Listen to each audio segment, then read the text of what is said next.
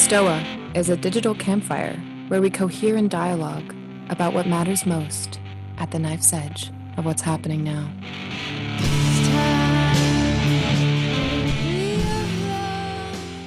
Welcome to the Stoa for the final session of Body and Soul, the Mind of Culture, our fifth and final event. We are ecstatic that we have an all-star session for sure here tonight for this final session. I want to first welcome my co-conspirator in this endeavor, Gregg Henriques, Double G. How you doing, Double G? Hey, man, I am great. I am psyched. The arc of this thing has really been excellent. Thank you so much for your leadership and putting it together. But Absolutely, man. And we're going to welcome our guests right now. We have to start with the general, the very first guest at the Stoa when it began, Jordan Hall. Welcome, Jordan. And followed by Zachary Stein, Zach Stein, who has done a series here. And of course, Jordan has also. So most of the folks here know them, but I think, if I'm not mistaken, this is the first time that Jamie Wheal has come onto the Stoa. Welcome, Jamie. Okay, so let me give you a little overview of how we're going to approach the very beginning part of what we're going to do. We're going to give when I say we, I'm talking about Gregg, Double G, and I, an overview of the series. Then we're going to do an exercise, a short exercise where we're going to ask you all to reflect on your own sense, from a sensory perspective, of the title, giving birth to an emergent wisdom commons. And we're going to listen to some beautiful music by Bill Evans as we do that.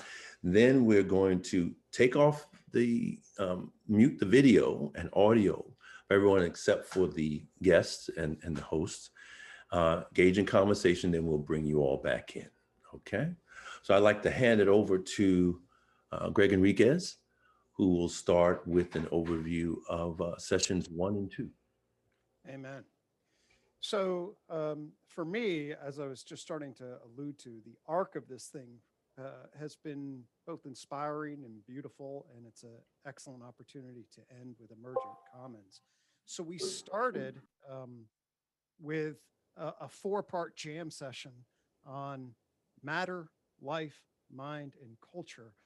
Some of Gregg's friends, esteemed professors of physics and evolutionary biology, paired up with me and Gregg, where I took mind and Gregg took culture and the physicist took matter, and Brandon took life, the evolutionary biologist.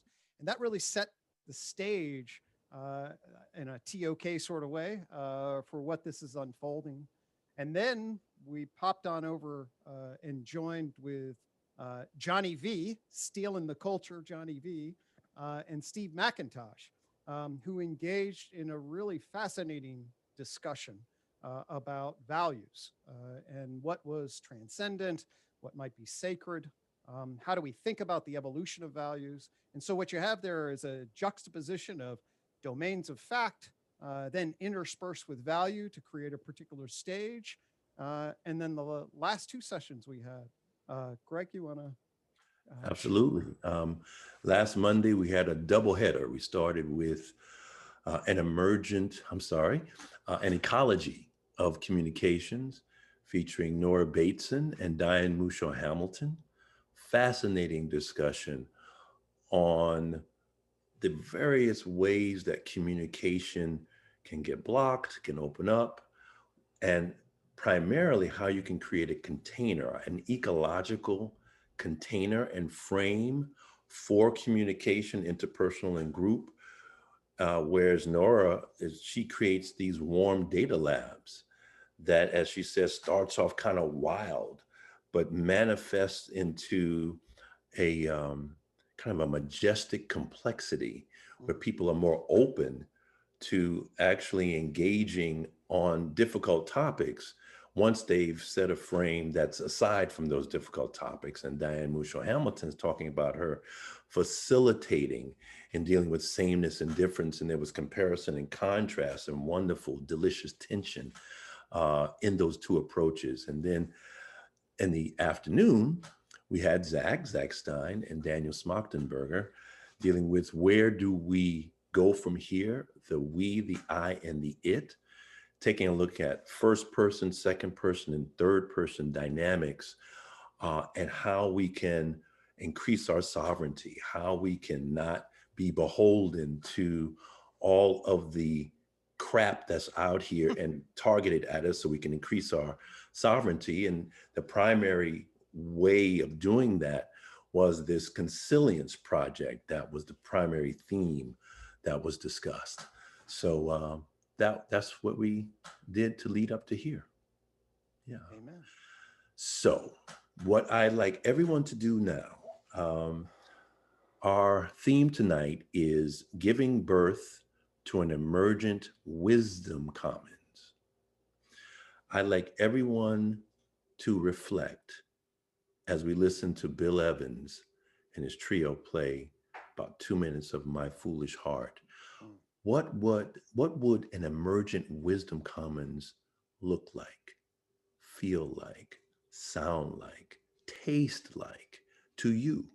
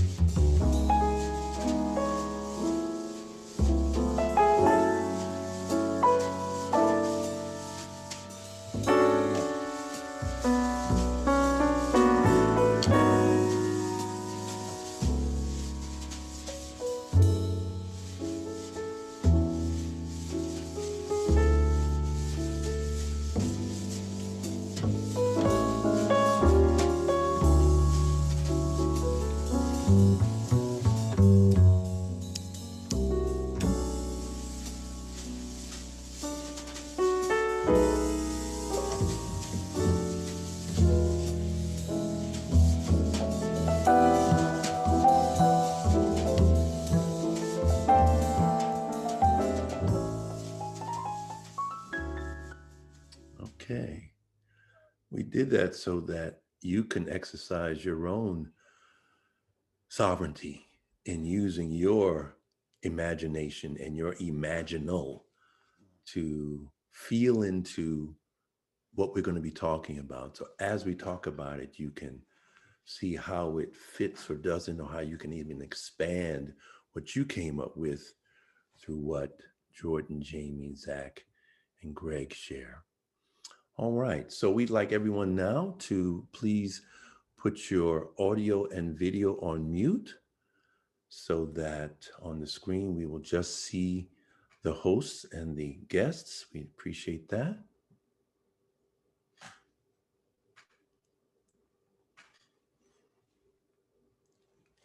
Okay, and the video also. Okay. All right, so I guess that's the way that works. Okay. Okay, so I think it only right that we start with the gentleman who this is his first time here at the store, Mr. Jamie Wheal. We'd like you to unmute yourself and tell us what arises for you when you hear the theme, our title, Giving Birth to an Emergent Wisdom Commons. What does that mean to you?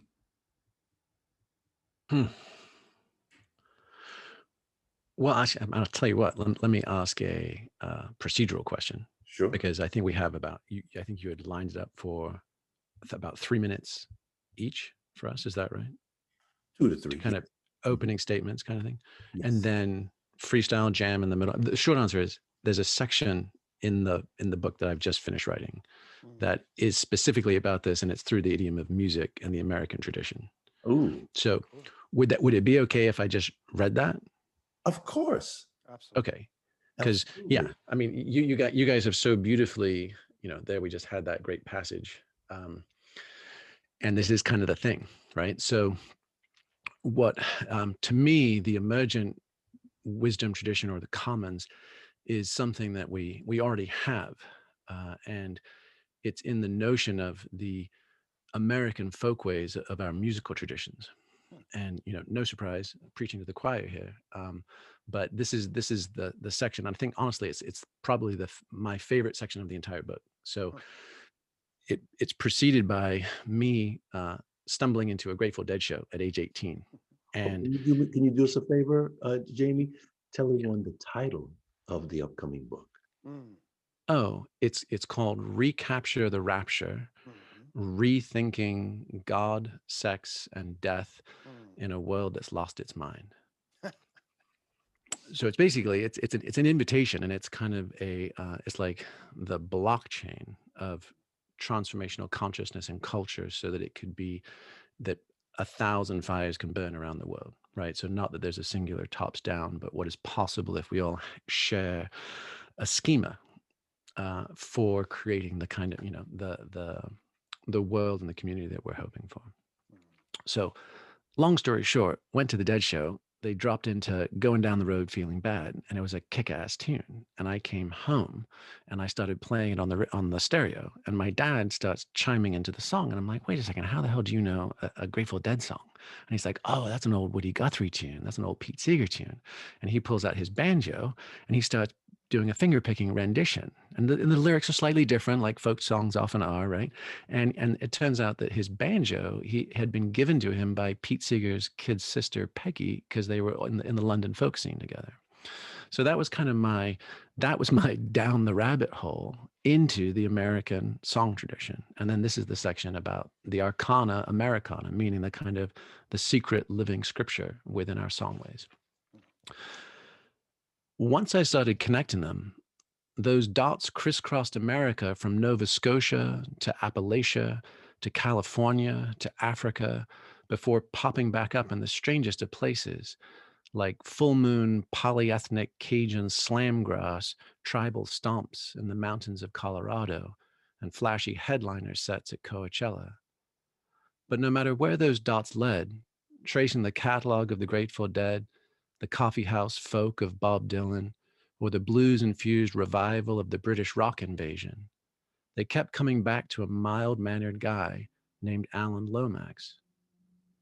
Lomax was a music geek who'd grown up in the early 1900s in Austin, Texas, and bounced between Harvard and other schools before finding his vocation. He started out by helping his father, a folklorist, gather field recordings of cowboy tunes. But Alan really came into his own when he took over leadership of the Library of Congress's Archive of Folk Song in 1937. He lugged clunky metal and wax recording equipment along with him all across the country. Lomax made over 10,000 field recordings and captured the voices and sounds of an America that most people never knew existed. he became fascinated by the seemingly incoherent diversity of American folk song as an expression of its democratic, interracial, international character. He interviewed the famous folk singer Woody Guthrie, jazz legends Big Bill Broonzy and Jelly Roll Morton, Chicago blues icon Muddy Waters, and dozens of others. While a meaningful number of Lomax's recordings captured the folkways of the African American South, the music of this country really emerged as a mishmash of traditions and influences. From the Scots-Irish Celtic tunes of hardscrabble Appalachia that grew into bluegrass and country music, to the French Catholic fiddle strains of Acadian music that then became the Cajun zydeco of Mardi Gras. Everywhere displaced people suffered and prevailed, these redemption songs became a way of giving point and purpose to their struggle. Homo Americanus is part Yankee ingenuity, part backwoodsman, Indian, or gamecock of the wilderness, and part Negro. Albert Murray, the founder of jazz at Lincoln Center, said of the country's essential character. The blues tradition itself, he wrote in The Hero and the Blues, is the candid acknowledgement and sober acceptance of adversity as an inescapable condition of human existence, and, perhaps in consequence, an affirmative disposition toward all obstacles, whether political or metaphysical. When 1920s bluesman Ferry Lewis lamented, "I've been down so goddamn long, 'cause it seems like up to me," he was embodying Murray's affirmative disposition toward the obstacles of life, naming it, claiming it, transcending it.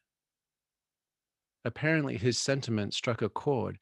Everyone from Nancy Sinatra to the Doors to the hip-hop superstar Drake have covered his song. Murray protege Stanley Crouch gave a name to this balance of adversity and triumph: swing. It's that combination of grace and intensity we know as swing. In jazz, sorrow rhythmically transforms itself into joy, which is perhaps the point of the music. Joy earned or arrived at through performance, through creation. And that's the thing that we're really trying to tease apart here, that somehow, buried in this polyglot mishmash tradition of the American songbook, lies something potentially profound, a philosophy, a way of being, a secret scripture, an arcana that not only sheds light on where we've come from, but hints at a way forward for all of us. Because these redemption songs aren't just about looking on the bright side of lousy situations. They're powerful calls to radical transformation. The question's not having hope, Cornel West insisted at a lecture at Harvard Divinity School. The question is being a hope. Having hope is still too detached, too spectatorial. You got to be a participant. You got to be an agent. You keep on pushing, Curtis Mayfield says. Be a force for good, Coltrane says. Mississippi goddamn, says Nina Simone. That ain't having hope. That's being a hope.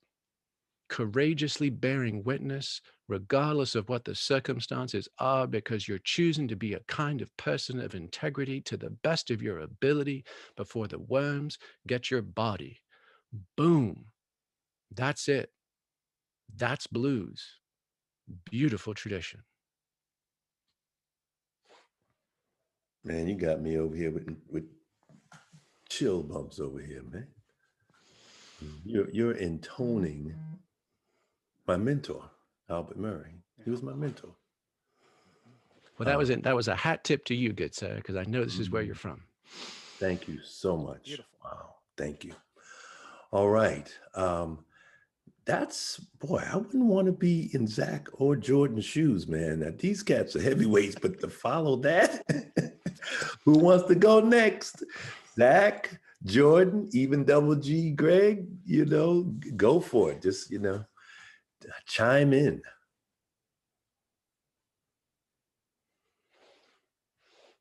Or should I just call on somebody?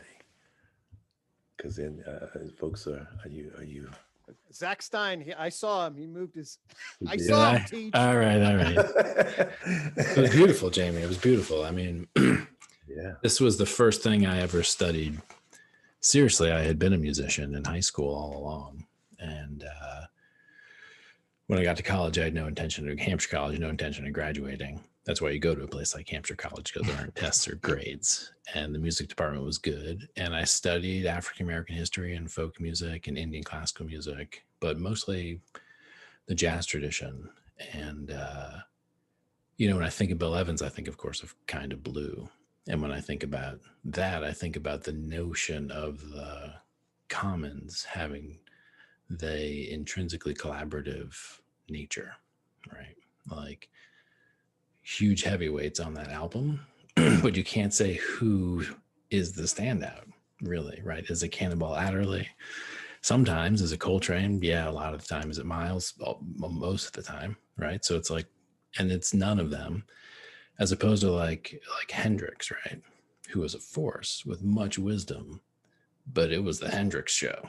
Like when Henriques showed up in London and played for the first time, and you had Peter Townsend there and, Eric Clapton there, people from the Beatles, and they were like, oh, that's how you play a guitar, right? And there's a way in which there was no one else on stage when Henriques was playing, which was amazing, but Kind of Blue is different. Kind of Blue has a sense of wisdom to the album. Like you can feel the hesitation and the precision, especially in the slow songs, which are very hard to play because you have to be subdividing so consistently to actually land during these slow. So there's just an amazing wisdom to that album. And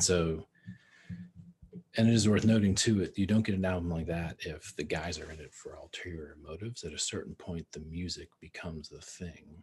And that's where you get the proper notion of something like a commons, as opposed to a commodified space where wisdom is trafficked in, but you wouldn't say that it's an emergent kind of wisdom commons, because it's there are different motives for being there. So that's, I think, a way to kind of move us back into this frame of like, what is the emerging wisdom commons? What are the sources? And Jamie's pointing, I think, to indispensable sources, and that's how I got into, anyway, through jazz history, to these characters like Coltrane, specifically Sun Ra, where the American songbook went cosmic, basically. And you moved from the blues into like a cosmic blues. I think of Coltrane here in particular. And so that's literally what got me reading Philosophy of Religion and Ken Wilber. And then the rest is history, like from a biography of Coltrane to Blavatsky, and then up and out, basically.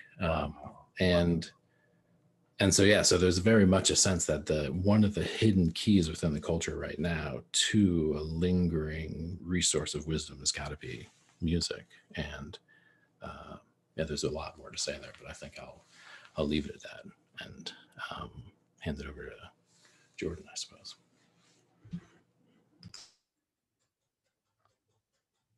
So just one thing to drop in there. I think, Jamie, you got good news and you got bad news. I think the bad news is, I think you may have just crushed your book sales. The good news is, I think you just blew up your audiobook sales. There's no fucking way I'm going to read that book in my voice. That's clearly crazy. Oh, man. All right. So giving birth to an emergent wisdom commons. Well, when I feel each note, right, pluck each string and let it play out until it becomes silent.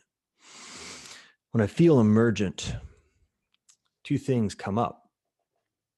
One thing is this notion about how there is from the parts to the whole, right?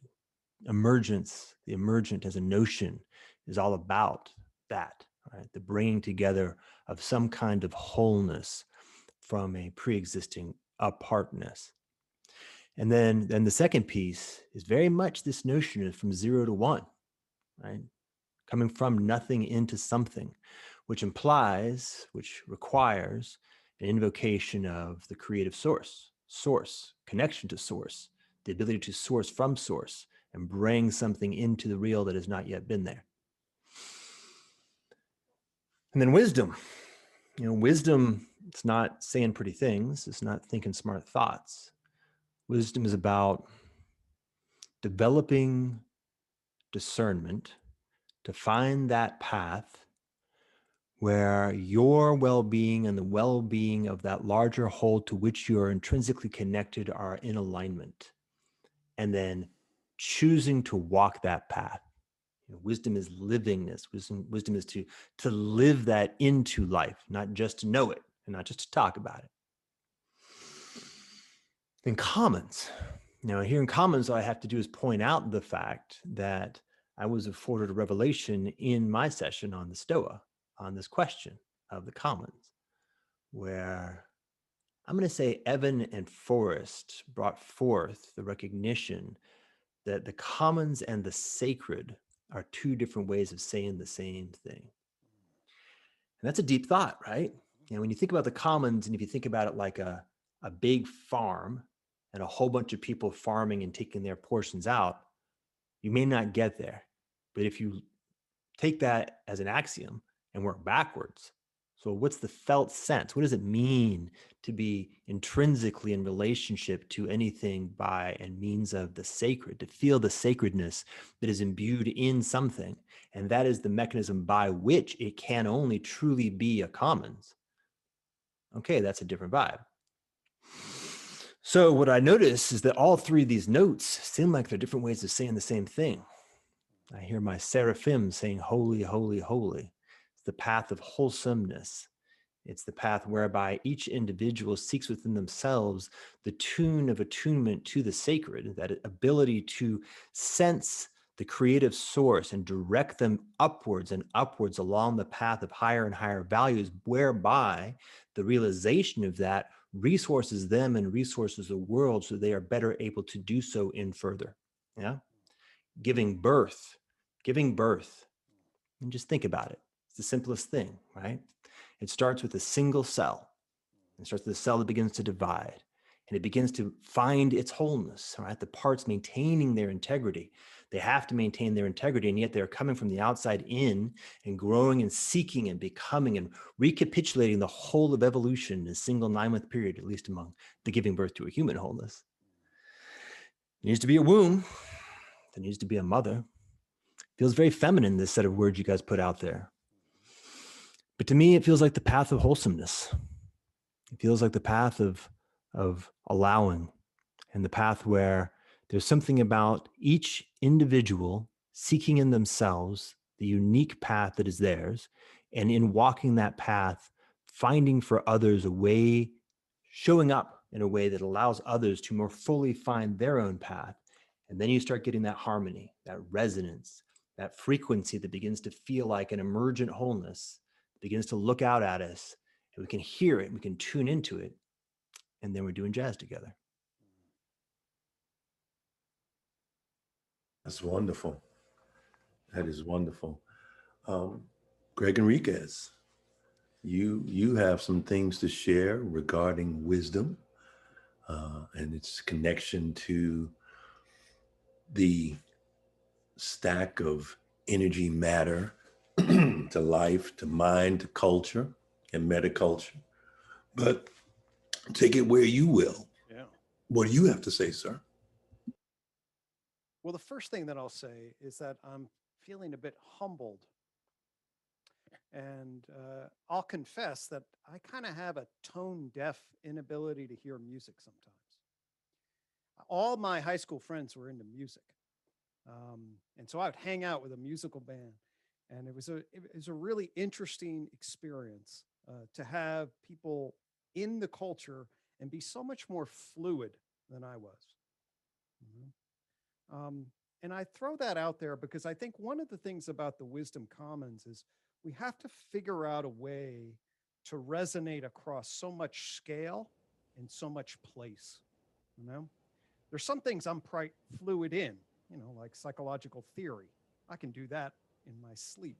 You know, that just comes like boom. And then there are other things like, man, I don't know how to do that. And I ain't never gonna know, right? So one of the things for us is to figure out how much relational space that allows for the mutual relational value of our potentials and our limitations. And that is coming up for me right now because you guys just knocked the musical notes out of the park, and I was feeling a little bit, in relationship to that.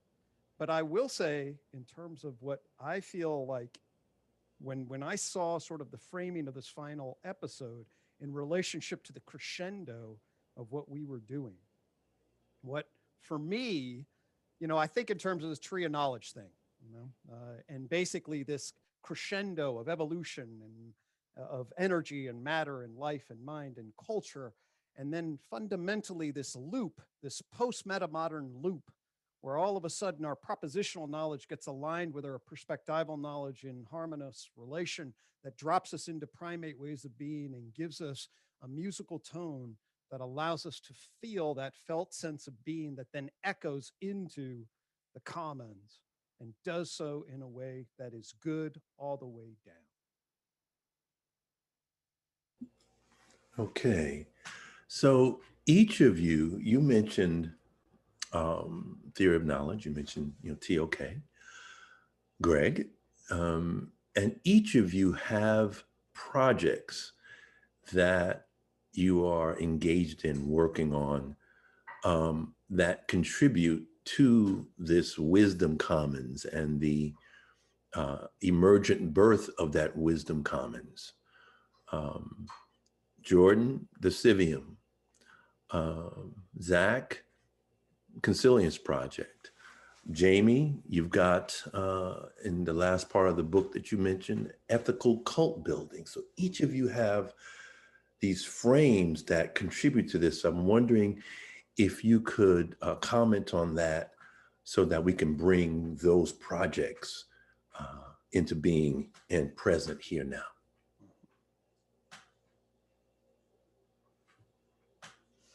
And any of you can go. It doesn't have to be a particular order. We're in the free flow part of our discussion. Yeah. Well, it's funny because the Consilience Project is in some ways relevant, but I'm also the co-president of the Center for Integral Wisdom with Ken Wilber and Gaffney and Howard Bloom and Daniel Schmachtenberger. And presence that, man. And we actually just did the board meeting and they were all there. It was amazing to have Ken and Howard Bloom on the line at the same time. And you know, what's interesting is that the marketplace for wisdom makes it difficult to produce wisdom sometimes. Mm-hmm. So like the work done at the Center for Integral Wisdom, I think is essential. It's extremely important. But the difficulty of finding niches in which work of that class and type can take place in a non-instrumentalizable way, and where it isn't confused with the other easily commodifiable. So this is one of the things I want to surface is that, Center for Integral Wisdom. And there's work unfolding there, which is basically bringing forward Ken's vision under this banner of cosmo-erotic humanism, specifically looking at the role of first principles and first values, evolving first principles and first values. And so there's much to get into there. And the Consilience Project, is trying to teach people how to reflect on the nature of what they're engaging and trying to, some of the most basic things I keep turning back to every day when I'm working on this stuff is the wisdom of time and sequencing, that everything has a season and that we have sped up and have been sped up and forced to speed up, basically. And so if I was going to say, where is the Consilience Project coming in? There's a ton of stuff we're doing that's cognitive. I wouldn't say it's about wisdom, right? It's about sense making very clearly. But there's another dimension here that is about self-awareness in regards to your engagement with media and things of that nature, which toys with wisdom. But Center for Integral Wisdom, I mean, that's the wheelhouse of it. So I can bring that language to bear here, and would be happy to. So yeah, so just to touch those two in there to get it going. Thank you. All right. Jordan, Jamie?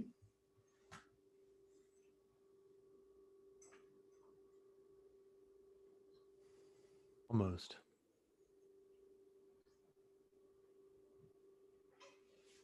Okay, so in a broader sense, Zach mentions the market for wisdom gets in the way of wisdom. And here what I mean in a broader sense is the notion of enclosure. Spiritual enclosure, intellectual, mental enclosure, the profaning of the sacred, right? The enclosure of the commons. I think about that history of music, and I think about the degree to which there's a whole story of the grasping for one brief moment of authenticity and sacredness before the machine is able to ingest and digest it right back so it can chew it up and shit it out. And there's something about the difficulty of really, really gently. Now I'm okay. Now I'm feeling Nora, Warm Data Labs. Like the intrinsic absolute necessity of things like appropriate slowness. You can't have a baby born where the entire skeletal structure is built before the nervous system even begins. Everything goes step by step. Everything is sensing its whole, it's sensing its place, it's sensing its right timing, and it emerges in these very interesting discrete phases. It can only carry what it can carry. You give birth too early and it can't thrive outside the womb. Like there's something about that. There's something about containers, and there's something about pace, and there's something about connectedness, and there's something about being incomprehensibly careful, right? The carefulness that is precisely appropriate to the sacred with this thing in the context of the recognition of the reality that we live in the most profane of all possible times.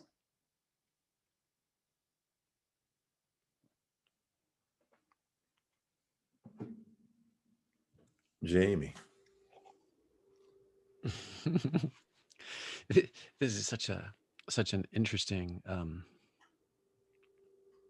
high level conversation. I'm kind of like, well, what's the chord change? Like what is to be played next? And I honestly have no fucking idea. Well, let me ask you, in terms of, I haven't read it, the site for your upcoming book. I know that part 3 has to do with ethical cult building. And I'll use the expression, let 1,000 flowers bloom, which I think connects with what you have in mind. So relate that to the commons, man. Yeah, I mean, look, to sort of, I'm interested in fail points, right? I'm interested in weak links, not rosiest hypotheticals. And so if we're talking about this, it fundamentally runs aground on the human factor, just time and again. And within, like, you get on stage, you play within a lineage or a discipline. There's a certain sense of how you're supposed to play.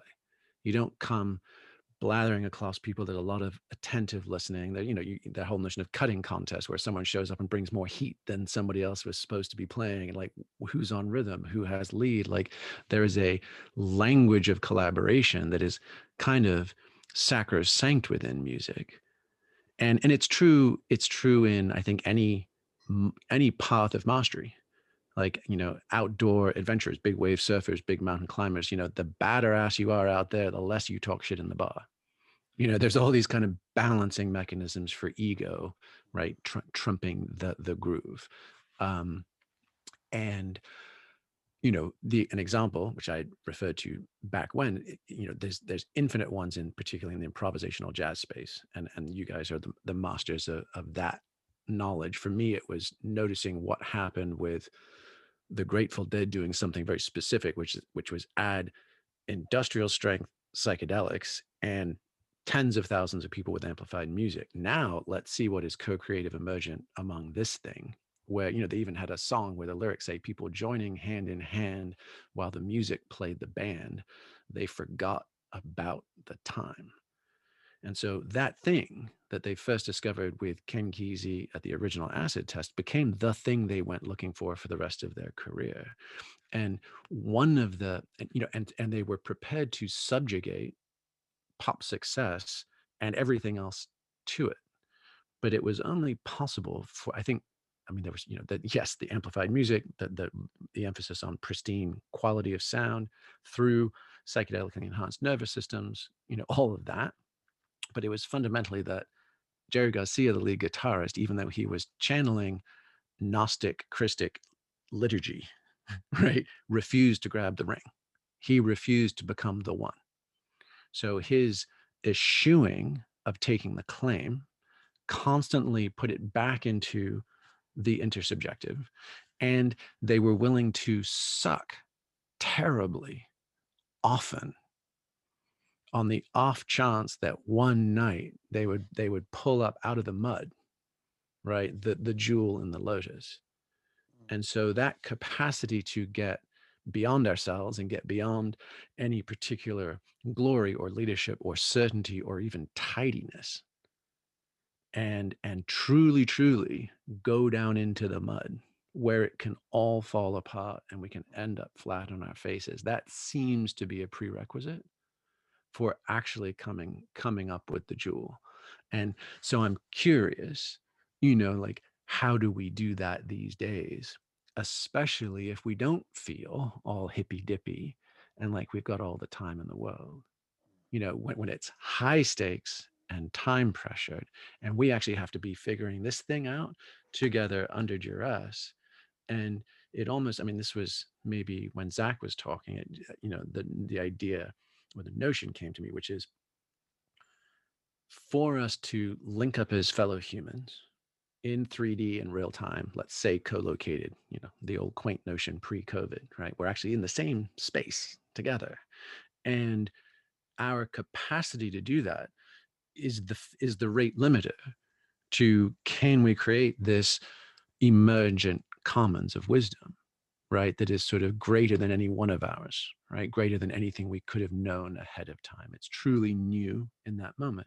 And it feels like, you know, not I hesitate to bring up this notion, but it's like the Kairos Chronos thing, right? So the idea of like, we have a better chance of connecting an emergent wisdom together in Chronos, horizontal clock time, the more we get out of our own way in Kairos via linkages to our lineages and our ancestors. So, you know, but, you know, 7 generations backwards and forwards. And then if we are just a node in a lifeline of an archetypal unfolding of our family lineage, then I am potentially less likely to be a prick in 3D, right? And get in the way of the groove. Hmm. Who wants to take the mic? I'll offer a few thoughts. Powerful stuff. You know, for me, where I'm located in this space, you know, I'm more and more, I'm finding myself as an American psychologist who's now jettisoned out of my home. And I'll use the reference of rooted cosmopolitan, which Gregg Thomas, rooted in terms of my own particular background, upbringing, sociocultural place in the professional and nation canopy. That's where I grew up. And I learned what the modern and postmodern language's ways of being in that culture. And for me, one of the things that I'm seeing as emerging is we have to be able to get adjacent to our systems of justification as we also appreciate how they rooted us in our own socialization. And if we can stay aware of where we come from and listen to others as they intersect and appreciate those narratives and both go pre paradigm, meaning, hey, how do we relate to each other at the primate level? And trans, like, hey, how do we do above? And can we harmonize in doing that? And my particular place in relationship to this is, as somebody who comes from American psychology, I have something to say in relationship to that crazy field. And the modernist version of it basically is corrupt. Okay, it's like there's something foundationally wrong that we can identify. And there is a potential missing bridge between what the science of psychology says and the way to be as human beings in ways that are nourishing, that the therapists seek. There is a way to do that. I'm aware of that. And that's a very relevant line in relationship to how we might go from knowledge systems to the cultivation of, for me, wisdom energy, which is the embodiment of love and connection and the eudaimonic endpoint.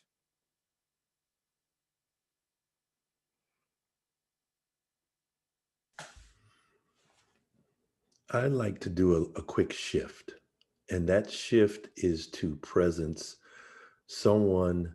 I think it's important when you talk about commons, you need to look at some best practices. I mean, the whole tragedy of the commons problem, you have to presence that. You know, if you have a commons and you've got one jerk that decides to, you know, take more than he or she is supposed to take, and it screws up the whole thing. I mean, there's a more sophisticated way of talking about it, but that's basically it. It's a big problem. You've got a woman, Eleanor Ostrom, who won a Nobel Prize in 2009, the first woman to win the Nobel Prize in economics for addressing this very problem. So what I like to do is presence Eleanor Ostrom by screen sharing a quick document that shows what her 8 principles for managing a commons is. Okay. She's important because she took a look at actual commons. It wasn't just theoretical for her. She looked at Swiss villages. She looked at places in Kenya, as you can see, Guatemala, Nepal, Turkey, Los Angeles. And she came up with 8 principles for how a commons can be governed sustainably and equitably in a community. Okay. First, you define clear group boundaries. 2, match rules governing use of common goods to local needs and conditions. 3, ensure that those affected by the rules can participate in modifying the rules. Look at how in jazz, you've got a foundation, but you can also shift things. 4, make sure the rulemaking rights of community members are respected by outside authorities. So, Jordan, that's game B and game A. That's inside the civium and outside the civium, right? 5, develop a system carried out by community members for monitoring members' behavior. So you monitor each other. 6, use graduated sanctions for rule violators. You don't just cancel them. You give them, there's a graduated way of dealing with it. 7, provide accessible low-cost means for dispute resolution. And 8, build responsibility for governing the common resource in nested tiers from the lowest level up to the entire interconnected system. Okay, so I had to do that. And one of the reasons I had to do that is because, Jordan, you mentioned Evan and Forrest in that session for your series that you happen not to be there. And I've watched that twice now. And some of the participants in the chat mentioned Eleanor Ostrom, but it was never presenced. So I had to do that because if we're talking about the commons, I think we need to look at some best practices. She won a 2009 Nobel Prize. We need to give her some play. You know what I mean? So any comments on what I just shared? Yeah, for sure. And I think I just saw Benita in the comments just, basically saying the devil's in the details, right? It's congruent enforcement of those things. And I think Jordan, I don't remember if you ever picked it up, but I know I slung it your way. There's a study of 19th century Hispanic sheep herding in the mountains of New Mexico. So back to like really like case study in the world, not just theory. It's called Enchantment and Exploitation. And it contrasts Hispanic sheep herding communities in those mountains, arid desert, limited resources. If you crush the commons, they don't come back, kind of thing. So really it mattered. And how there were really strong disincentives to overgraze, to double or quadruple your herd beyond what your family needed, those kind of things. And there was built-in social shaming, right? The mothers and the grandmothers, would be like, what are you doing, asshat? Like, hey, and that notion, and I know that Brett Weinstein and Daniel and Jordan had floated that notion of sort of like a rule omega, right? And that idea of like, give each other the benefit of the doubt, presume the signal and the noise. And we've toyed with some version of kind of code omega, which is the idea of, a little bit like what finally undid Joe McCarthy and what we might have wished we'd seen a little more of in the last 4 or 5 years in politics, which is have you no shame, sir?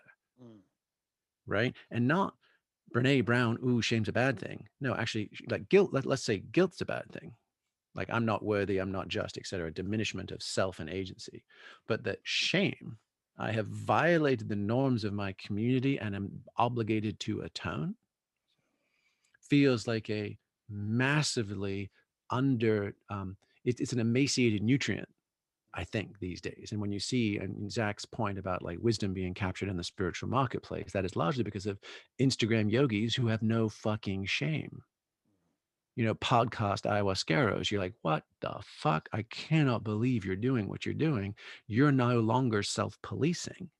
And so now we all end up in fragmented hypervigilance around each other's norm violations versus the idea of, in tennis or cricket or, or golf or take your pick, right? The expectation that we all step onto the pitch or bow onto the mat in martial arts, whatever it would be, with an expectation that I will self-police myself within the system based upon the previously agreed upon norms, ethics, and values. So in order for us to preserve the commons, and by the way, that enchantment and exploitation, the New Mexico sheep herding thing, the second half of the book is the range wars and what happens when Eastern funded capitalist ranchers farming beef come in and fence all the commons, and what the fuck happens to the ecology as that all goes down. So it's a fascinating edge case as to different communities of practice and values, different capital incentive structures, and then also different cultural rewards and disincentives. But to me, that's a piece. And Jordan, I know I came into this knowing I wanted to ask you whether or not this is the moment. Let's at least put a pin in the map for you to, if you're down, to share your notion of fiduciary responsibility, your kind of reinterpretation of that. Because to me, that's the opposite side. Like what I've just articulated is the social side, shame as governor of what are the boundaries of a commons and how do we self-police versus always have to be policed by others. And then Jordan has articulated, I haven't heard it anywhere else, the fascinating legal notion of what happens in digital commons and what are the responsibilities in the kind of too big to fail space, where there are players in the mix that have outsized influence. Sure. And just to preface, so nobody makes an error, I feel like being a dick right now. So I am going to be a dick right now. Not to you, Jamie, just FYI, it's coming up. So because I was thinking about Ostrom's list, right? And as I was thinking about it, even just like the very particular line, Gregg called out the notion of the outside has to respect the boundaries. Yeah, really? Right. Yeah. Fucking game mate's existing, its essence is to fuck with the boundaries. Like, there's no way. Come on. That ain't going to happen. No, let's talk about fiduciary. By the way, it was Forrest, just FYI. This was back when Forrest was being double plus secret. So I had to talk about it, but he's actually the guy who put it together, which is often the case. So the notion is actually, I mean, it's beautiful in the way that he does it. He said, look, here's the deal. We have this notion of relationships, and we've got this weird idea that in a market transaction, we can treat the relationship as if it's symmetric, even when we know it's not symmetric. So we apply the rules of a symmetric relationship. You know, person A and person B both are actually able to make the choice they want to make. Like neither one's under duress. Both know what the hell they're into, right? That kind of a basic sense. Like we assume, we impose that, we make that axiomatically the case in how transactions operate. And so like I can sign a click wrap agreement with Facebook where I give up everything and they give up nothing. And the legal interpretation is, yeah, whatever, dude, that's a transaction. You guys made an agreement. And Forrest's point is, are you out of your mind? I mean, obviously not. And we've had that for a long time. In fact, we've taken the notion of fiduciary responsibility, which at its essence is precisely the recognition when there is an asymmetry of relationship, traditional arm's length transactions can't happen at all. And we cannot allow them to happen, right? I can't allow an individual who is in relationship with the psychiatrist to sign a contract that gives the psychiatrist the right to fuck them up, right?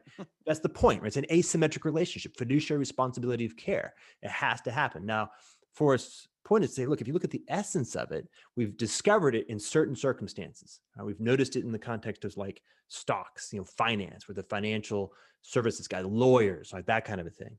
But the reality is, it has to do with whenever you got an adequately asymmetric relationship, the only way for that to actually not become game theoretically a niche for exploitation is for a fiduciary responsibility to be imputed to the more powerful entity, like full stop. Okay. Now here's the deal. Logic is sound. History is solid. Case law and common law is actually pretty good. Possibility of happening? Zero. Why? Because we live in the most profane of all possible worlds, right? Truth's meaningless. Wisdom is meaningless. Power is not even particularly meaningful. Right? We can't even use like good old fashioned fuck you, I'm going to punch you in the face because we got nukes pointed at everybody. It's crazy land. So this emergent, like giving birth to an emergent wisdom commons, like if you really, really hold the reality of the magnitude of the challenge of trying to enable and support the sacred's emergence in the context of this world, it's a whole different kind of gig. Like you have to really think about it at the micro level, the smallest and smallest, right? Where is it really possible? Where can the seed actually begin to germinate and to sprout? And then can you hold it a little bit here and there, but not just to create like a little micro, what did Hakeem Bey call it? TAZ, temporary autonomous zone, right? You got to have a way of saying, okay, the intent here is to create a permanent autonomous zone through a series of iterative temporary autonomous zones that are intentionally linking up and building and exploring the emergent wisdom. Notice that too, the elision here. In one mind is the emergent wisdom commons, emergent commons, but emergent wisdom, recognize it's been about 35,000 years of us doing a lot of the wrong stuff, maybe 70,000 years, depending on how you like to do your history. And that, by the way, is assumed that we're using the authoritative, legitimate, colonial, imperialist history to use our dating process. So if you hit delete on that, it's who knows. All right, so we're in a place of, we have to actually rediscover even the notion of what wisdom might be in the real time of the maelstrom. And yeah, I know there's a clock ticking too. So it's a powerful problem. I take a look at Ostrom's list and I say, okay, what I'd like to do is I'd like to throw it in Zach's lap and say, run that, but don't think about shepherding. Think about like education. Think about child rearing. Think about parenting. Think about that as a commons. What happens in that context? What happens if you try to apply those rules? Can I do a mapping? Can I take those rules, transject them up into an abstraction layer, and then instantiate them back in the domain of education? And can I begin to see more and more? And can I get an intuitive felt sense so I can actually have like a masterful playfulness, like this notion of jazz that we're coming back in, and artfulness that actually has the ability to enter into novelty without having to import a structure that is clearly not going to be trustworthy, but nonetheless can instruct us to build the artfulness so that we can begin to play in the emergent wisdom commons. One thing I want to add is the last part of what you said is kind of a prototypical description of how innovation actually occurs. You take something in one domain and you put it in another domain where it's not usually there, and it's reframed and it's something new. And so I love the way you said, take ostrom and put it into parenting, put it into education, so that's the kind of innovation that we obviously need to be able to create an emergent wisdom commons. Now, Zach hasn't spoken for a minute, so I'd like to give him a chance, if he'd like to, before we open things up to the participants. And I will say that participants can now unmute their video and their audio. Just keep it quiet. But if you want to say something, Zach, please do. It's been a minute. Yeah, no, this is intense. I mean, it's, what's to say? Yeah, so the enclosure movement eventually began to include the enclosure of human nature. So this is to touch on Jordan's point, and actually on Gregg's point about the pathologies of modern psychology. And the notion here is basically that, my sanity and your sanity, our properly working nervous systems, our healthy bodies, this is part of the common thing we share together. And this is one of the things that has been partitioned and degraded and homogenized in a similar way to that the land and other aspects of the more obvious natural commons were enclosed. And this is a classic notion kind of from the critical theory of the Frankfurt School and the like, that the first commodity frontiers were physical. We controlled outside nature, and in the process of doing that, we began to have to control more and more of the internal nature. Habermas eventually talked about this as the colonization of the life world, and to the degree that the life world, which includes the dinner table especially, to the degree, and conversations, right, to the degree that the life world is colonized, then the sacred has been profaned, and we are stuck in a situation of a degraded state where it's hard to even bootstrap out of. Right, like eventually the soil gets so bad, it's like, what are you going to do here? You have to move somewhere else. And so that possibility of a more and I've talked about a catastrophic bifurcation of intergenerational transmission. This is what I'm talking about. It's a vector of civilizational collapse. And we're approaching it precisely because of this dynamic of misunderstanding of what is sacred with regards to the commons. It's not about the whales and the rainforest and stuff, although that's important, right? It's about your thoughts, right? And your imagination and your ability to have empathy, and a few other things which are being systematically, for some time now, I think, at an accelerating rate. And of course, the epistemic commons, right? Of not just your imagination and your thoughts, but the ideas we hold together that are a link between us about what is real, right? Hannah Arendt, right? The human condition, she uses the metaphor of us sitting around a table. And the table is real, and it both separates us and connects us, and it gives us a distance from one another, but it also gives us something to hold on to. And in the absence of the table, there's both nothing between us and a distance between us. And there's no shared object upon which we can place the matters of concern, right? There's no world to be worlded or cared about. And so this is the condition out of which we have to think about bootstrapping something like the wisdom commons, right? Yep. And so it's that sense that Jordan expressed the difficulty. And in fact, the way that as things emerge, you see this like the so-called psychedelic renaissance and Buddhism and other things. It's like as soon as it pops up, it's like whack-a-mole, but from the perspective of disintegrating the potency of ritual and these kinds of things. So if there's something deep that has to be solved here. And I think it's actually probably first needs to be solved around the dinner table before we think about solving it in large congregations and groups of people and things of that nature. Which is to say that like often we'll go there to do drugs and have altered experiences to escape the difficulty of the sacred that's actually right in front of us around the dinner table. And so that's important to get, that it's like you can export the sacred to these places and the wisdom to these places that become. So let me roll back for 1 second and then I'll be done, which is that right? The pre-modern made this distinction between the sacred and the profane, like hugely big, right? And that was kind of a problem, right? Because like sexual repression and like a whole bunch of stuff happened because of this rift, and the white suicide of the monasteries and other things, which made it so that if you were engaged with the sacred, you had to leave the world, basically.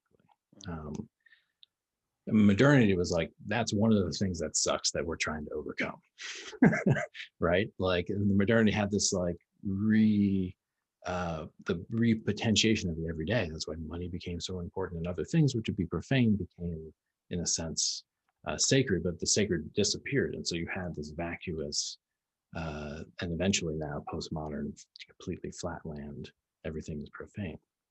So to recapture the sacred means to draw the boundary between the sacred and the profane, but we have to do that in a way that is different from the way it was done in pre-modernity, and this is essential.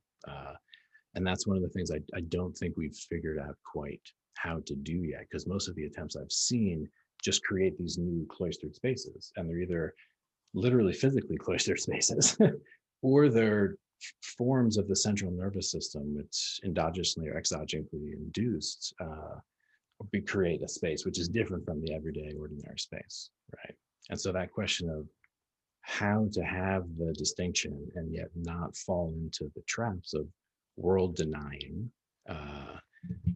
which came with the pre-modern distinction between the sacred. So that's one of the, let's just mention that, it's like this, as we're merging the wisdom commons, and the wisdom in the commons is synonymous basically with the sacred, then, you know, how do we not create the devil in the process of creating the sacred, right? Like, how do we not create the scapegoat in the process of creating the chosen, right? And very difficult. Yeah, real difficult. Hasn't been accomplished, right? Yeah, with the exception of, hasn't been. And frankly, you know, I haven't done this publicly, but I'm gonna do it now. Here's where I give, you know, deep honor to my mentors, to Albert Murray and Ralph Ellison. And they were high modernists, literary modernists, not scientific modernists. That's different. But anyway, one distinction that I have from Murray is that he maintains the secular sacred division. But when I look at the music, when I feel the music, when I hear the music, and I look at the history of the music itself, even though commodification puts it into particular genre categories, we know that, but I'm talking about the experience of the music itself among the musicians and the audience. The secular and the sacred is collapsed.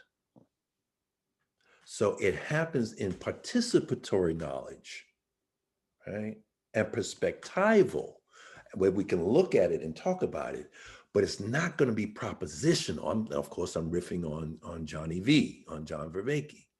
It's got to be participatory, a shared space where those dichotomies and polarities and binaries are collapsed, where the thesis and antithesis goes into a synthesis. Of course, Daniel loves that. I've seen him, you know, talk about it. Of course, we're talking about that comes from Western philosophy, I know. And I know Bonita has done some wonderful variations on that. Yes, I'm aware of your work, Bonita. But I think we're going to have to decouple some things, and we're going to have to allow certain things to be collapsed. And the small scales, I agree with that, Zach. It's got to be on the small scales. My relationship here with my wife, we have a commons. We are growing, we're individuals, but we are growing together, and we go through our stuff together, and we are developing and growing together. We're in a neighborhood here. We're in Stratford, Connecticut, in Fairfield County. When it snowed here, we have neighbors across the street who we didn't have a snowblower. They came over unbidden and unasked and used their snowblower to help us out. We said, oh God, we've got to get a snowblower. He says, what are you talking about? It's going to be the highest prices. Wait till the spring, buy it, then you use mine. The next snowstorm, the neighbors across the street from the garage, they said, wait a second, now you're not going to one-up me. He came over before the other one did to help. I mean, that's a commons. That's the kind of fundamental, basic human neighborliness. That's a foundation. So yes, we could think of it in a large macro scale, but it's got to happen definitely in the micro. Okay. So Yeah. I want to throw Gregg something, can I? Yeah, man. Yeah, because when you were saying that, I was like, well, I get the sense, the very distinct sense that you can go one level smaller and maybe two levels if you go down, right? We got this weird thing. Maybe the origin story of the whole problem was that we developed this prefrontal cortex, but we haven't come into relationship with it. And it's a part, right? It's a part of the brain, but it's a part that takes responsibility for, has connection with, has perception with, and actuation with the whole. Right? So it's one of these whole part relationships. But the point is that, as we have noticed, as we have discovered, it can take over the whole. Right? It can take itself, has a tyrannical relationship with our own interior. Now, you could talk about it psychologically, monkey mind, ego mind, things like that. You can talk about it neuroanatomically, like I just was. But that notion of wholesomeness and learning how to deal with the emergent commons of yourself, I think, is actually T0. It's only as you build skillfulness of actually coming with a wholeness back out into the world and a maturity that comes from having gone through the process of individuation and then self, that I think you can even begin to really durably, not just every once in a while, but durably show up in relationship with others. And then that spiral gets bigger and bigger. Double G. Yeah. So for me, one of the things, as you were speaking, there's a book by Rutger Bregman called Humankind. One of the things that it speaks to is the power of our prosociality. And I really do think that we can talk a lot about game A, which of course, the way in which civilization morphed created a competitive dynamic inside of us and allowed for a particular manifestation of that, which we obviously want to recognize. But inside of us also is a deep and profound pro-sociality. Okay? And I believe inside deep of us, there is a very, very powerful need for mutual relational value. So one of the things that I see in terms of this whole emergent commons is how can we capture the intuitive note to cultivate that sense and create a boundary that protects it, but at the same time acknowledges it and nurtures it developmentally across horizontal relations and across intergenerational relations. That's probably the next step. Yeah. Starting with what Jordan said, it's got, go back to ancient Kemet or Egypt. It showed up in Greece, know thyself. One of the things that one of the people I really look to, Dwayne Elgin, who from 1978 was predicting that by the 2020s, we as a human family are either going to have a breakthrough or breakdown. And one of the things that he talks about, I mean, lose my thought here.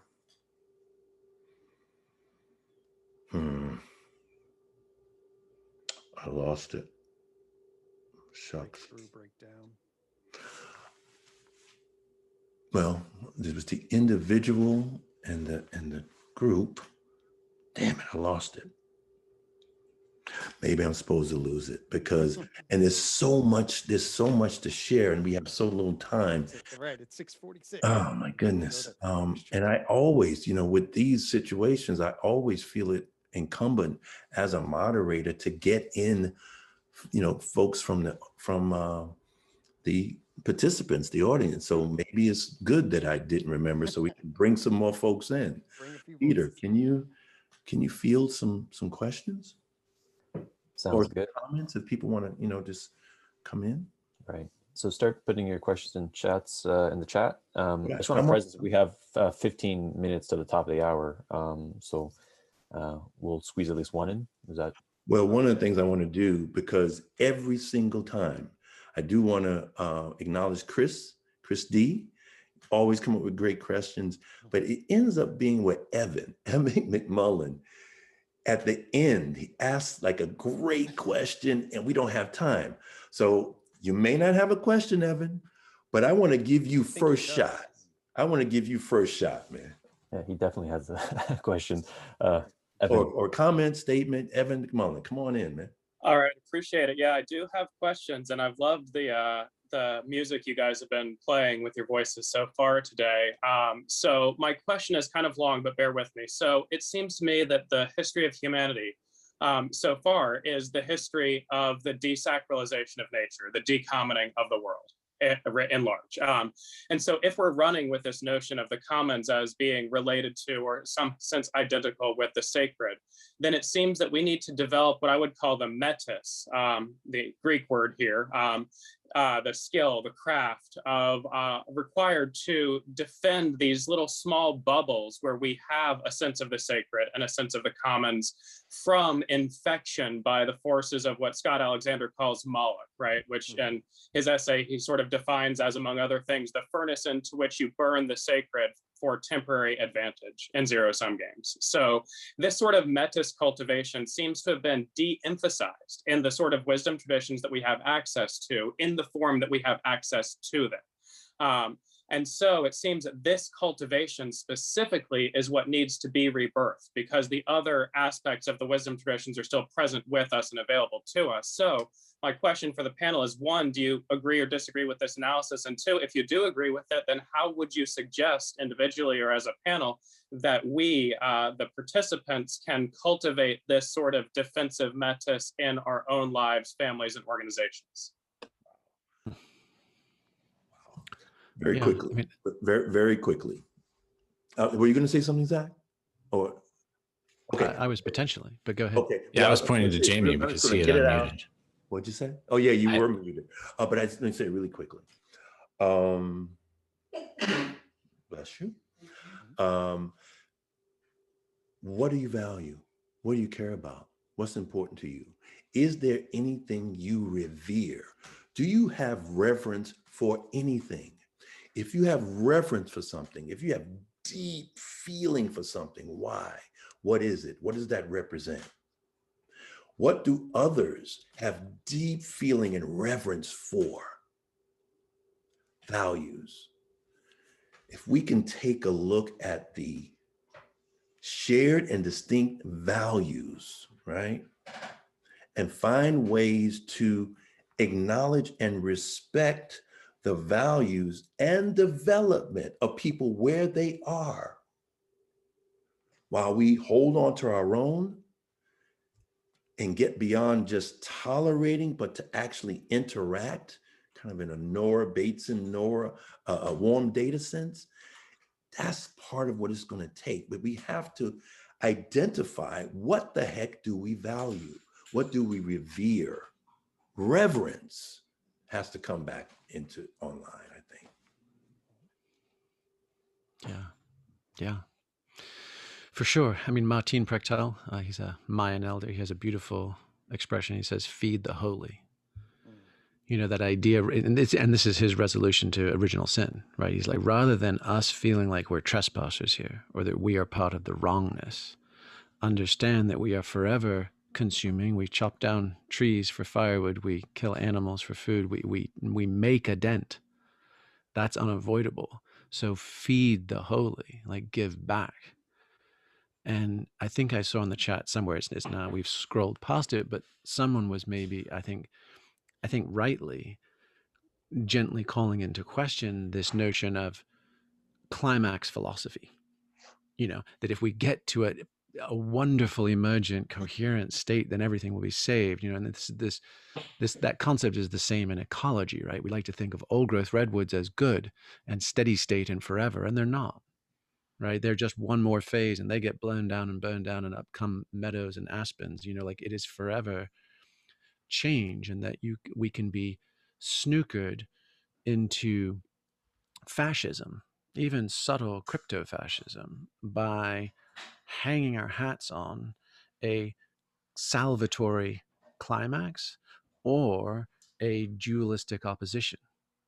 So even in the defending of the commons, there has to be an other, there has to be a wrongness against which we defend. And you know, and all the Zen traditions, blah, blah, blah, right? The moment you've created the split, you've sown the seeds for additional suffering. And so my sense is like, you know, Bhagavad Gita style, we're fucked.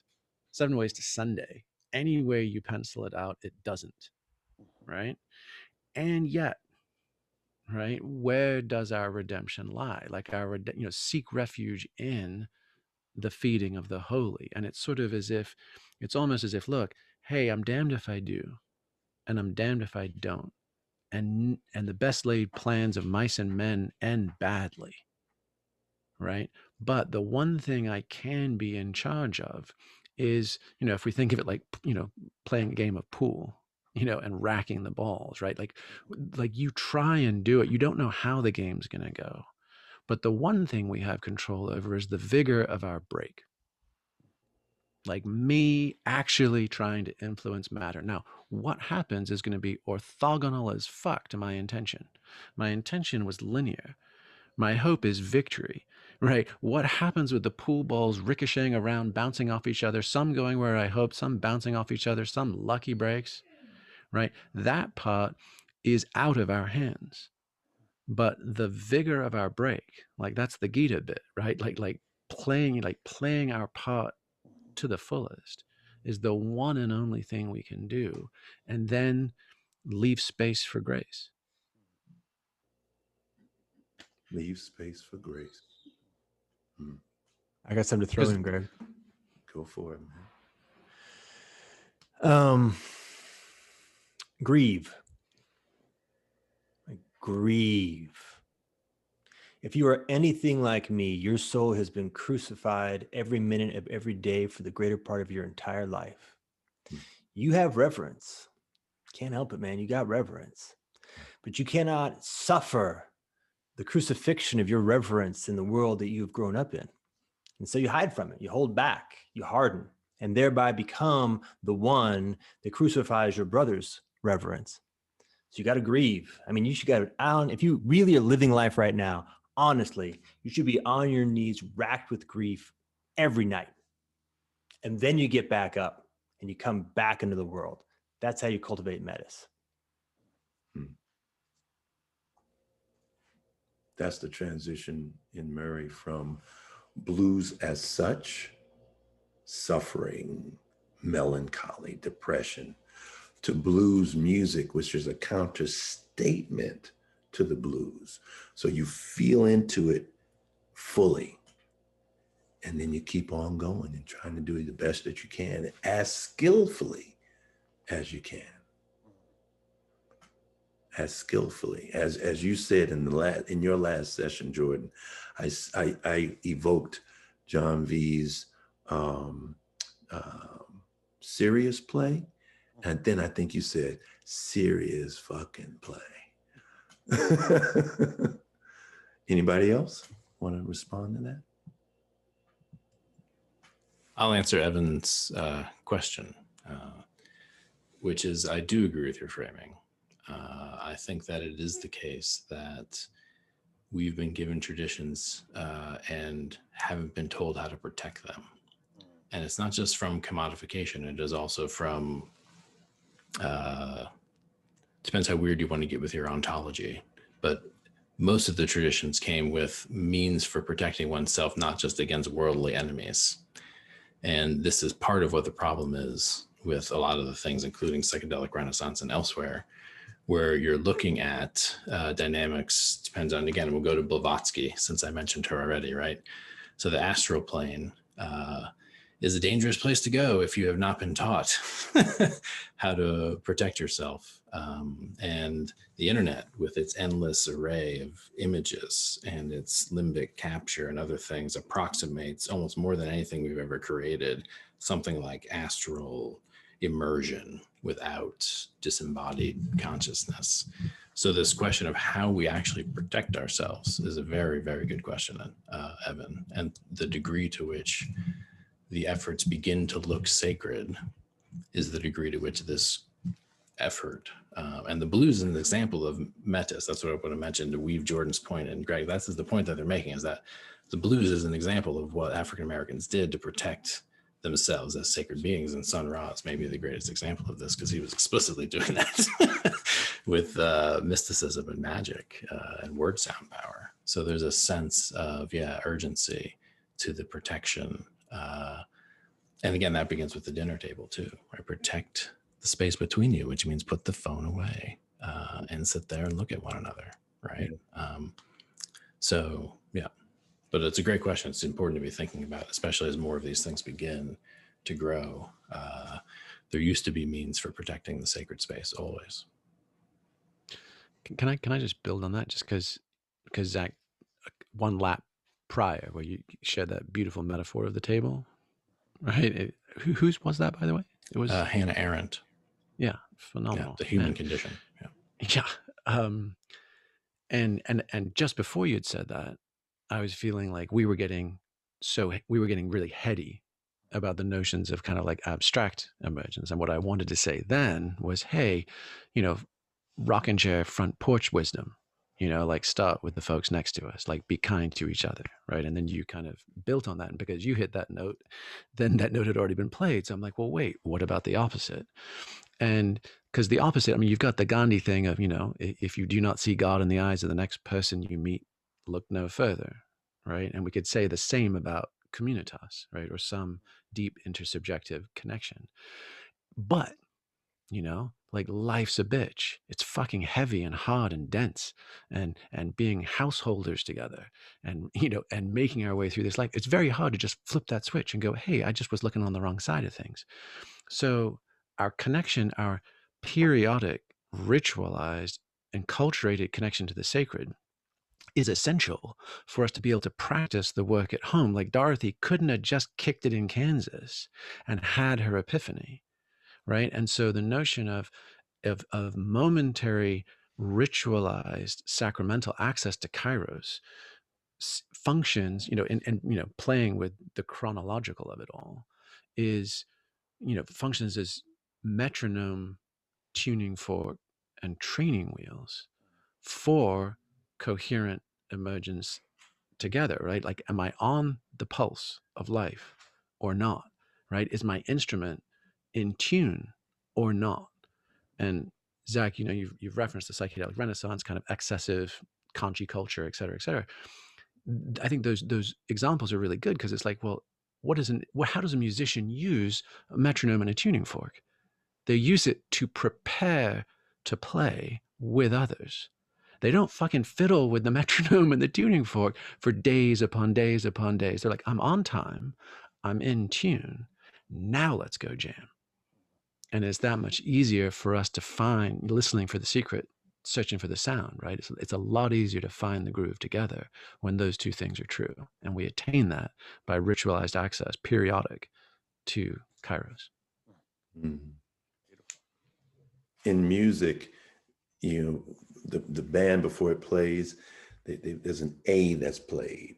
So what is the note that we're going to play that we're going to all tune to before we go into our various roles and da-da-da-da? There's got to be a note that we tune to. Maybe it's the sacred, I don't know.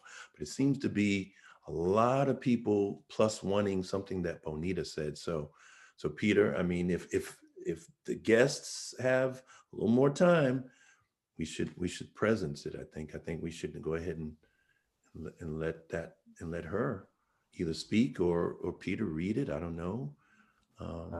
Bonita, would you like to unmute yourself and make your statement? Yeah, I just think that this notion of how did he say it? I can make it sure. We are householders together. And like, it's a great definition of the commons. We are householders of the earth. We are householders of them something. I mean, I don't know, Jamie, if you had that phrase in your head or it just emerged, but it's like fantastically beautiful. And yeah, I think that's very generative. And how do we household together? And I'm thinking of Wendell Berry, because the root of the word economy is echo. Echo means homemaking, you know, householding and homemaking. So like a lot of these really creative dialogues happen where you get the real starting point at the end. And to me, this is a starting point. But I used to like hang out with Sun Ra and like all these like studio jazz people in New York. I remember you telling me that. Yeah, in the early 80s. I wrote something. I wanted you to riff off of that.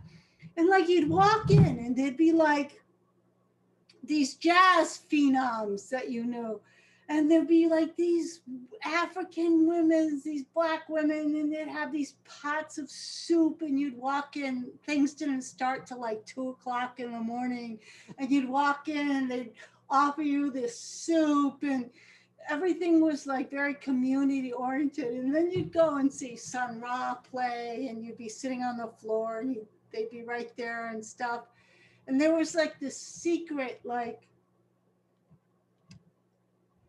Sun Ra doesn't have words like rap people. Like the words are meaningless. And there was this thing that would happen, and yeah, I don't know. Huh? Very, very, very interesting. I haven't commented on Sun Ra, but allow me to. One, the gentleman who wrote the book on Sun Ra, John Sved. Yeah, amazing book. Yeah, was a professor of mine at NYU, and I was a member of the jazz studies group there at Columbia while I was in grad school at NYU, and it became the Center for Jazz Studies. And John Sved is still at Columbia. He's like a academic mystic. I'll just put that out there. But Sun Ra, what I love about him is, yes, the cosmic is there, but he also stayed with the blues. He also played Fletcher Henderson chime. So as we go to the cosmic, there's got to be some rooted there. We need both at the same freaking time. It's not just about being abstract. You got to be in the earth too, man. You got to dig in there. So yeah, he's a real good example. Yeah, but I don't center around Sun Ra. My favorite beats, it's like my favorite jazz is circus jazz. Circus jazz? Yeah. What's that? Henry Threadgill out of the Chicago. Oh, yeah.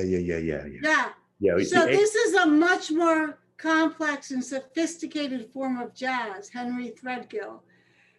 And so I do a workshop on how learning to listen to that circus jazz actually is the same pathway for Vipassana meditation. Ooh, that's interesting. It actually is. So anyways, I don't know, I told Peter, don't call me in. It's late at night, and here I am. And yeah, I love the conversation, and just trying to lighten up. Jamie, your statement on householding, yeah, it hooked me, and I got caught in your net, and yeah, loving it. So that's all I got. I'm gonna go bye. Thank you. Bye. Thank you for sharing. Yeah. Well, two quick things that come from me. One is, metaphors. I mean, you talk about story and narratives, that's one thing, but metaphors, I think we're going to have to take metaphors with us, new metaphors for this new emerging wisdom commons that we desire. And Threadgill is part of the AACM lineage, Association for the Advancement of Creative Musicians. That's a whole nother. Jazz is such a deep form that has these various offshoots. So thank you for presencing that. But I think now, wow. Oh man, Gregg, my partner, I want to give you a chance to make some, any closing remarks you'd like to make before we pass it to our guests, because it's been a minute since you've spoken. Absolutely. Yeah. First off, I just want to thank the contributions, the presence of this space. It feels to me like we have at least done something to enact what it is that we came to talk about. And I feel when I do a gut check, when I feel wisdom energy, I basically just do a resonant gut check of my heart and body. And it feels there's a warmth and a centering that emerges at that place. And so I guess what I would say is, there's the abstract thing and then the whole fractal pattern. And I think we captured a bit of the fractal pattern here, and I appreciate everybody's contributions around that. Thank you. Who would like to say some final words? Zach, Jamie, Jordan. It was fun. It's always good to talk to these guys and both the Greggs, and talk about jazz is a rare trip. So yeah, there's many stories I will resist telling right now because we're supposed to wrap, but there are many jazz related stories from my past. So we'll get there, man. We on another occasion for sure. Thank you. Jamie, who was the first person to put the music, the wisdom tradition that comes from the music. He's the first person who laid it out for us. So he did. Yeah, what would you like to share, Jamie? Well, I'll tell you. I mean, is it okay if I read something short? This is in response to Jordan, because Jordan, you spoke such powerful heart-based stuff on the whole notion of daily crucifixion, right? And this is from the conclusion. So this is talking about soul force. The possibility grows from moving goodness forward in the world. There's a term for this contagion of courage. It's called soul force. Martin Luther King wove it into his I Have a Dream speech in Washington, D.C. Again and again, he said, we must rise to the majestic heights of meeting physical force with soul force. But those weren't King's words or ideas. He had borrowed them twice over. One of his spiritual mentors was Howard Thurman, who in 1935 traveled to India as the first African-American interfaith ambassador. There he met with Mahatma Gandhi and became steeped in the peaceful resistance the Indian lawyer called Satyagraha. On Thurman's return to the United States, he translated the Sanskrit term into something more accessible, soul force, and began sharing its power with Black ministers and activists. Until Thurman, nonviolent protest was a tactic of the civil rights movement more than a central philosophy. It was a calculated move not to provoke the Bull Connors of the world. After Thurman shared Gandhi's message and King embraced it, soul force became the foundational strategy of social justice movements everywhere. But Thurman was more a mystic than an activist. In one of those grace notes of history, he also delivered the sermon at the famous 1962 Good Friday experiment at Harvard Divinity School. Most accounts of that service focus on the headlines. Seminarians were given the psychedelic psilocybin, and many of them had profound mystical experiences that day. But virtually nowhere can you find accounts of what they were thinking about, sitting in Marsh Chapel, watching the sunlight stream through its rose-petaled stained glass windows. Everyone's familiar with the musical cadence of the Baptist preacher tradition. Martin Luther King epitomized it. Barack Obama rode its rhythms into the White House. Thurman sounded nothing like that. His voice was a rumbling baritone.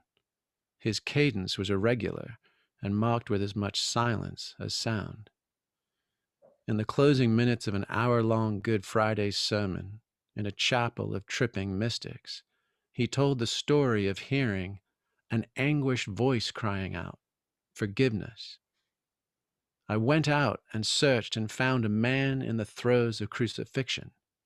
I said, I will take you down.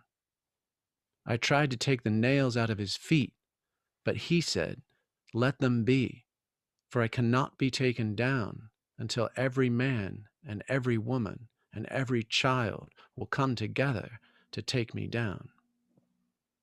I said, but I cannot stand to hear you cry. What can I do? He said, go about the world.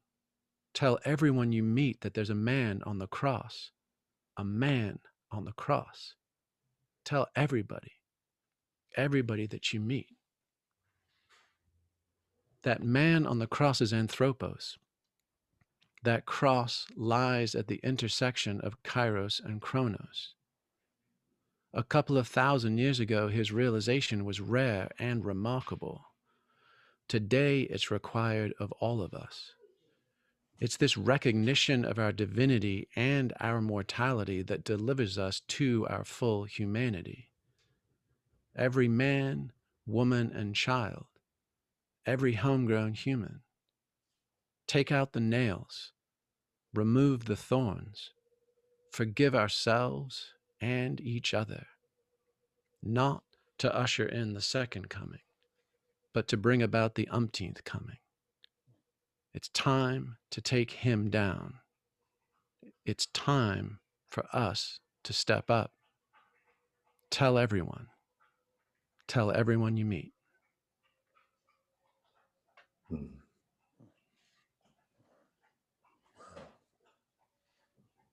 Jordan.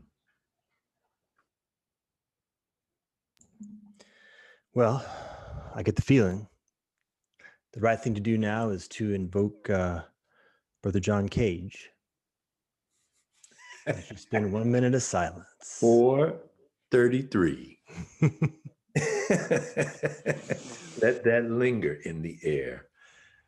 Thank you so much, Jamie, Jordan, Zach, Gregg Double G, Peter Lindbergh, the steward. Thank all of you who have been here with us in this session, in other sessions. Thank those of you who may be watching this in the video. We thank you also. We're just grateful for the opportunity to share and deal with these such important ideas that have to do with how we as human beings are going to continue, survive, and hopefully thrive. And so may the spirit of our intention infuse this series and all of you. It's a prayer. I'm actually doing a prayer. I want to ask that each of you be blessed. And as we're in this liminal period, and may we come out of it, and may we use some of the juice and wisdom that's been shared here and through other sessions at the store to do it. Beautiful. Thank you so much, Gregg. Yes, of course. Thank everybody. Thanks for the guests and thanks for everybody. Peter, you rock. Thank you.